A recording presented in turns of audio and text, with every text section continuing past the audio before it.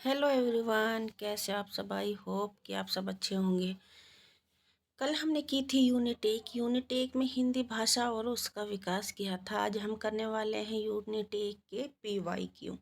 तो देखते हैं यूनिट 1 के PYQ जो हमारे नेट दिसंबर के 2018 से अब तक के क्वेश्चन जो भी बना है। तो देखते हैं यूनिट 1 के हम आज 20% देखने वाले हैं। पहला प्रश्न है, संस्कृत का कोई भी शब्द मन चाहे ढंग से तोड़ मरोड़ कर तद्भव नहीं बनाया जा सकता। उपयुक्त विचार किस विद्वान के हैं?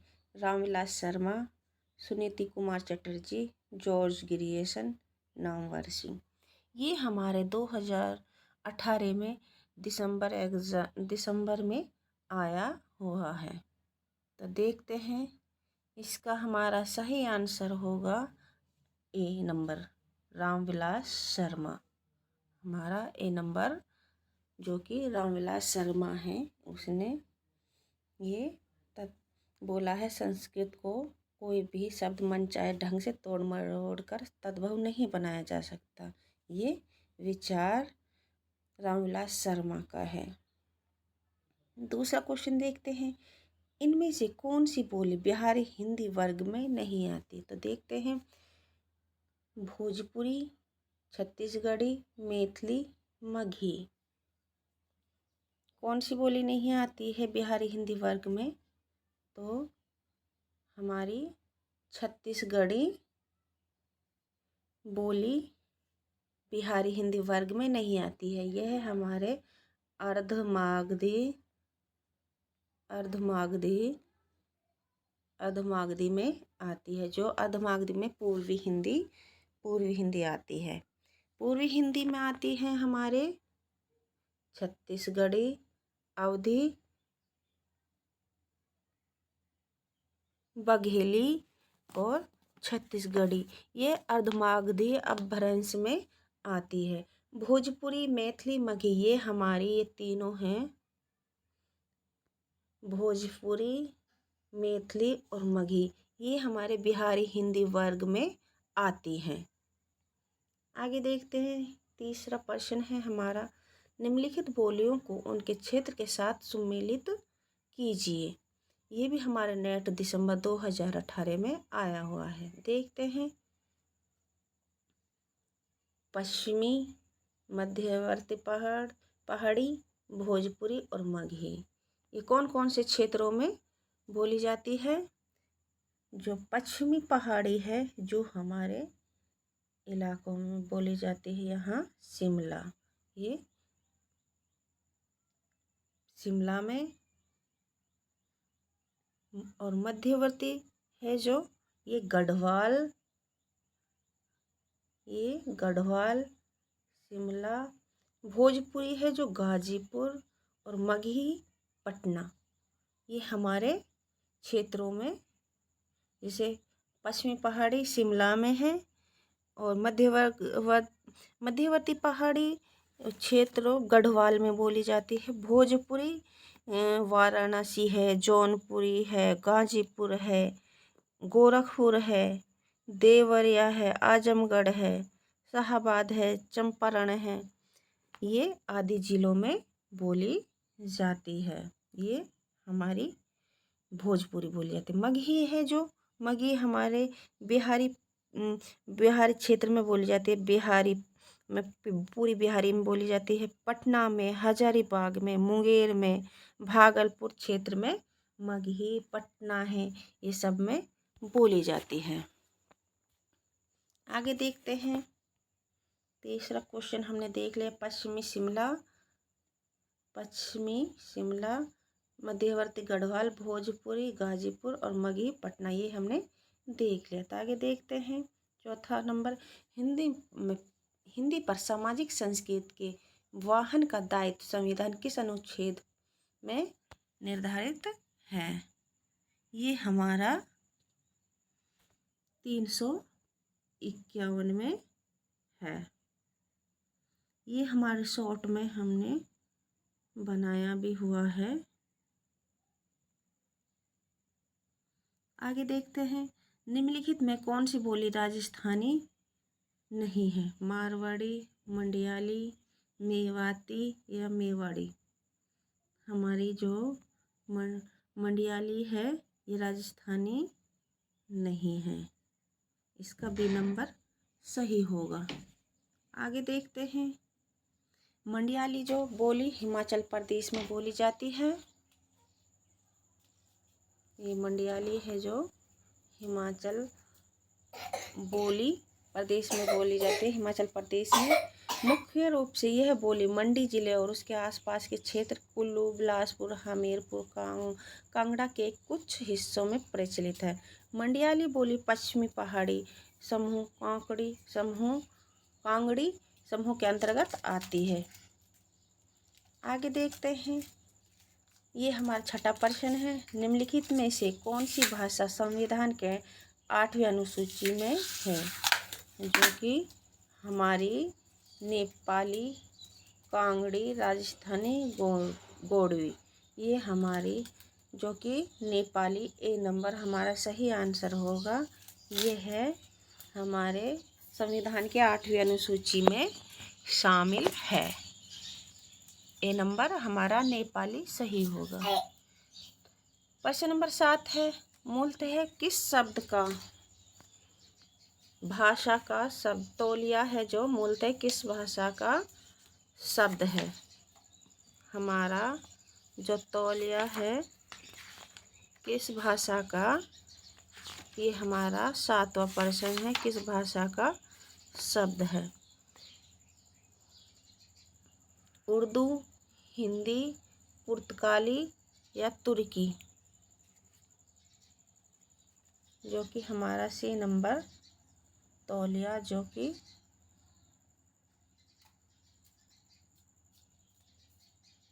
हमारे सी नंबर है हिंदी। हिंदी दिखाया गया फ्रेंड्स। इसमें शायद तौलिया शब्द का पुर्तगाली होना चाहिए। फ्रेंड्स मैं एक बार इसको देखकर आप लोगों को बताऊंगी। इसका सी नंबर नहीं है, शायद पुर्तगाली होना चाहिए। इसको हम आगे की क्लास में देखकर बताती हूँ। तो आगे देखते हैं। प्रश्न नंबर 8। निम्नलिखित भाषाओं को विकास के उनके क्रम में व्यवस्थित कीजिए। ये हमारे 20 नवंबर प्रथम पाली में आया हुआ है। इनको क्रम से लगाना। निम्नलिखित भाषाओं को विकास के उनके क्रम में व्यवस्थित कीजिए। पहला आती है हमारी पहले प्राकृत, शौरसेन या प्राकृत के रूप में पूर्वी हिंदी और वर्तमान हिंदी। सबसे पहले प्राकृत, शौरसेनी, पूर्वी हिंदी और वर्तमान हिंदी। ये हमारे लास्ट में वर्तमान हिंदी आएगी। एक बार देख लेते हैं। पहले प्राकृत भाषाएं, शौरसेनी अपभ्रंश प्राकृत का रूप है, पूर्वी हिंदी, वर्तमान हिंदी। ये हमारे क्रम से है। पहले प्राकृत, शौरसेनी, पूर्वी हिंदी, वर्तमान हिंदी। ये हमारा क्रम से लगाना सही होगा। आगे देखते हैं। प्रश्न नंबर 9। तारीख निम्नलिखित में से किस भाषा का शब्द है? जो हमारा तारीख है किस भाषा का है? ये हमारा होगा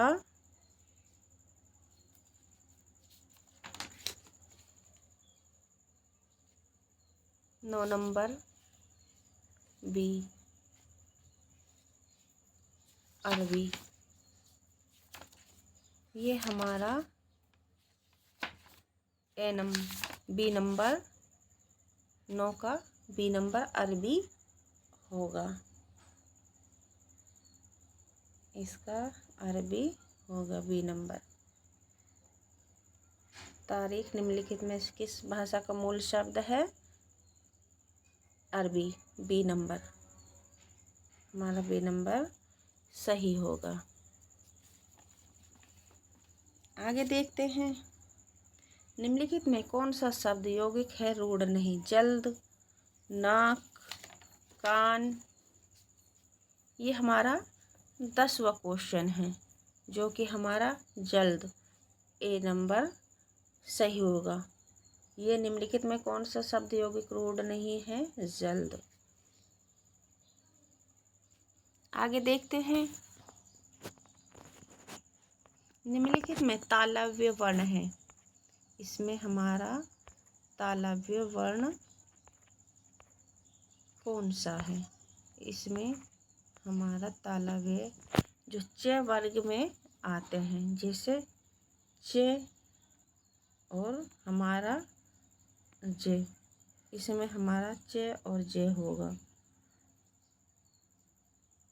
देखते हैं, ये तालों में आते हैं, च से चा, छा, जा, और टा वर्ग हमारा मूर्धा में आएगा, मुख से बोला जाता है, और टे, टा और ता हमारा दंत्य वर्ग में बोला जाता है। आगे देखते हैं, निम्नलिखित में कौन सी भाषा आर्य भाषाओं के अंतर्गत नहीं आती है? जो हमारे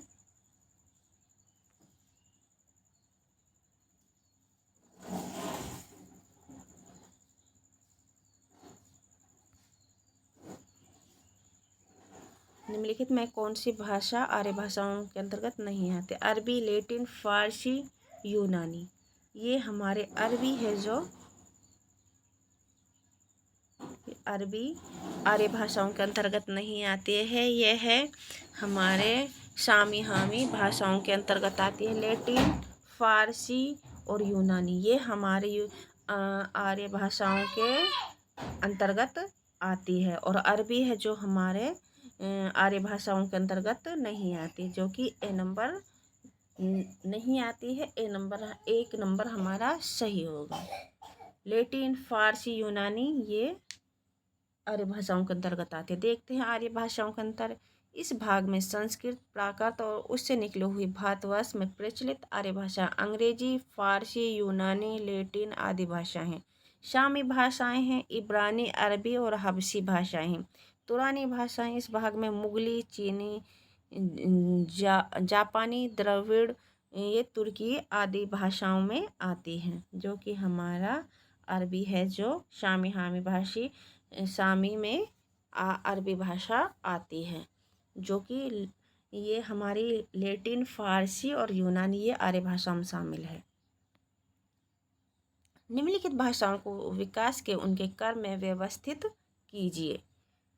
प्राचीन संस्कृत है, शौरसेनी, लौकिक है, पश्चिमी हिंदी है। इसमें हमारा लौकिक संस्कृत, जो कि हमारा पहले आएगा प्राचीन संस्कृत,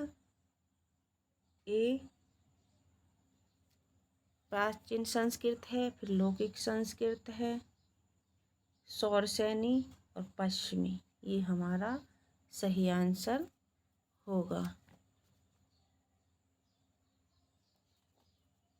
आगे देखते हैं, निम्नलिखित बोली वर्गों को उनसे संबंध बोलियों के साथ सम्मिलित कीजिए। देखना है हमको कि राजस्थानी, पश्चिमी हिंदी, पूर्वी हिंदी और बिहारी हिंदी। जो हमने आगे देखा है पश्चिमी हिंदी और बिहारी हिंदी।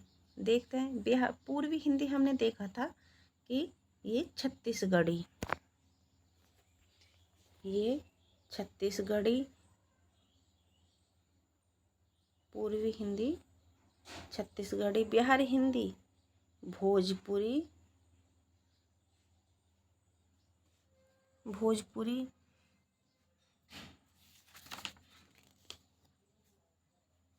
राजस्थानी मालवी और पश्चिमी हिंदी कन्नौजी, जो हमारा सही आंसर होगा। पूर्वी छत्तीसगढ़ी, भोजपुरी, पश्चिमी हिंदी राजस्थानी मालवी, ये हमारा सही मिलान होगा। आगे देखते हैं। राजभाषा आयोग 1955 के अनुसार निम्नलिखित सुझाव दिए गए हैं। हिंदी सर्वाधिक बोली और समझी जाने वाली भाषा है, यही सारे भारत का एक माध्यम हो। बी नंबर है 14 वर्ष की उम्र तक भारत के प्रत्येक विद्यार्थी को हिंदी का ज्ञान करा देना चाहिए। भारत सरकार के प्रकाशन अधिक से अधिक अंग्रेजी में किया जाए। उच्च न्यायालयों में क्षेत्रीय भाषाओं का व्यवहार होना चाहिए। ये हमारे हिंदी सर्वाधिक बोले जाने और समझने वाली भाषा है और ये इसके माध्यम से देखते हैं हम। प्रथम राजभाषा आयोग की स्थापना जून 1955 को हुआ था। संसद की राजभाषा समिति का सुझाव 1959 को हुआ था। राष्ट्रपति का दूसरा आदेश 1960 को हुआ था। राजभाषा विविधता आयोग है जो 1961 को। वैज्ञानिक एवं तकनीकी शब्दावली आयोग का 1961 को। राजभाषा अधिनियम 1963 को। राजभाषा संकल्प 1968 को और राजभाषा नियम 1976 को। राजभाषा संसदीय समिति का गठन 1976 को। गोविंद वल्लभ पंत के अध्यक्ष में संयुक्त संसदीय राजभाषा समिति का गठन 1957 को हुआ था। ये हमारा आगे देखते हैं। संविधान के अनुच्छेद 343 में संघ की राजभाषा के बारे में निम्नलिखित कौन से प्रावधान किए गए हैं। संघ राजभाषा हिंदी और लिपि देवनागरी होगी, ये सही आंसर सही है। शासकीय प्रयोजनों के लिए भारतीय अंकों का अंतर्राष्ट्रीय रूप मान्य होगा। राजभाषा के बारे में राष्ट्रपति एक आयोग का गठन करें। उच्च न्यायालय तथा उच्चतम न्यायालय की संपूर्ण कार्य पद अंग्रेजी भाषा में होगी। ये हमारे 348 के क्षेत्र में ये राजभाषा ये हमारे 343 के राजभाषा संघ के प्रावधान में नहीं आती है। ये 300 चौथा नंबर है जो 348 के उसमें प्रावधान में आती है। राजभाषा के राष्ट्रपति आयोग का गठन, ये भी हमारा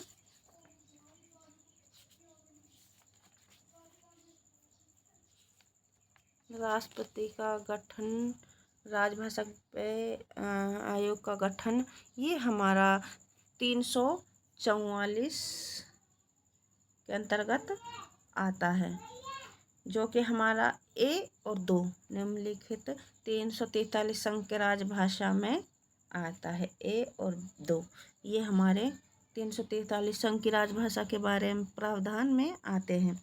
और जो कि राजभाषा के बारे में राष्ट्रपति एक आयोग का गठन है, ये हमारे 344 के राष्ट्रपति आयोग गठन करें। 344 ये 348 के न्याय संपूर्ण उसमें आती है।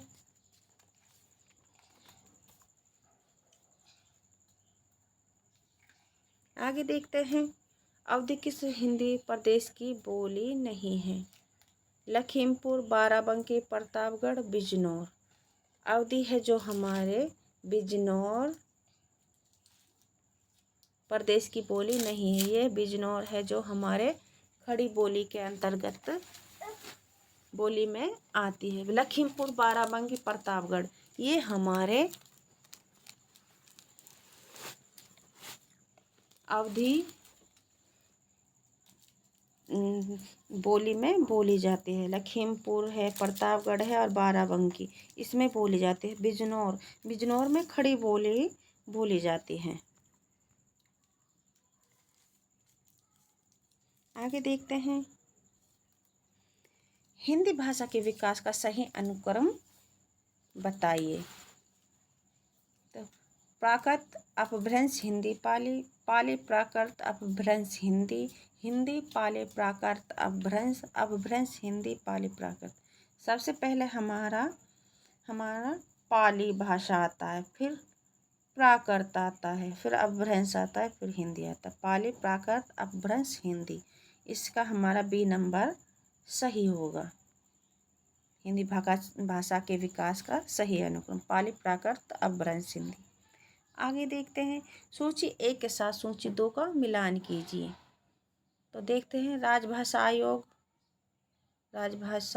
1955 को, राष्ट्रपति का दूसरा आदेश 1960 को, राजभाषा अधिनियम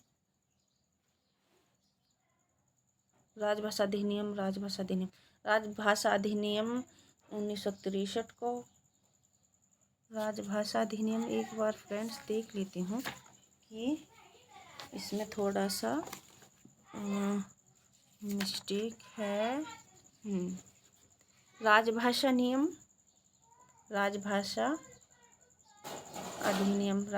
अधिनियम ये दोनों एक ही लिख दिया गया है। राजभाषा अधिनियम है जो 1963 को है, और राजभाषा नियम है जो 1976 को। ये हमारा राजभाषा नियम होगा, अधिनियम नहीं है। राजभाषा अधिनियम 1963 को और नियम है राजभाषा नियम 1976 को। ये टाइपिंग मिस्टेक है फ्रेंड्स।